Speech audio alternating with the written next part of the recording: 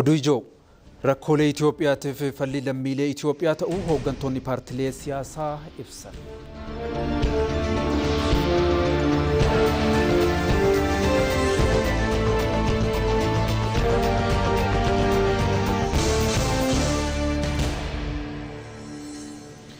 Hojiin oomishaalee teekinooloojii biyya keessaa gabbisuudhaa fi filannoowwan dijitaala babal'isuudhaan Itoophiyaan hojjechaa jirtu kennisa tajaajila dijitaala babal'isuudhaan madaala dinagdee eegsisuudhaaf kan dandeessisu akka ta'e ibsan.